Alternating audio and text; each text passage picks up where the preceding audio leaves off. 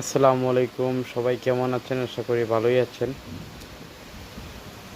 এই পাখিটি, ঘুঘু পাখিটি আমি গত ৫-৬ দিন আগে সাকোয়া বাজার থেকে, নেত্রকোনার সাকোয়া বাজার থেকে আসতেছিলাম দক্ষিণ বিশ্বরা।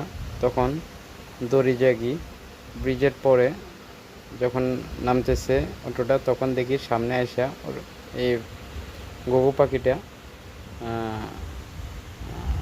রাস্তায় দাঁড়ায় আছে। পরে অটোটাকে ব্রেক করলো, আমিও দৌড়ে গিয়ে ওকে ধরতে চাইলাম। উড়া মারে চলে গিয়ে পাশে একটা জাল ছিল, জালে আটকে গেছে।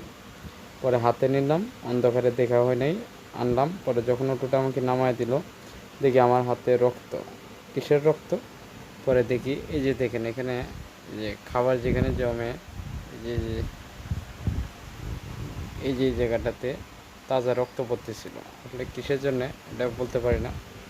তো যাই হোক, সারাদিন আমি পরিশ্রমে থাকি। ওকে পরে আমি নতুন একটা জাল কিনছি, যে মাছ মারার জন্য। পরে এই জালটা আমাদের একটা ভাঙা ক্যারেট ছিল, ক্যারেটটা এর উপরে এখানে রেখে দিছি। তো ওকে চাল আর শুধু চালই খাওয়াইতেছি আর পানি দিচ্ছি। তো আমি কোনোদিন পাখি পালি নাই, আর আমার একটা পাখি পালার শখ। তো ওকে কী করবো আমি বুঝতেছি না। যদি আপনাদের কারো পরামর্শ পাই তাহলে অন্তত অনেকটা ভালো লাগবে। তো ভিডিওটা শেয়ার করে দিবেন।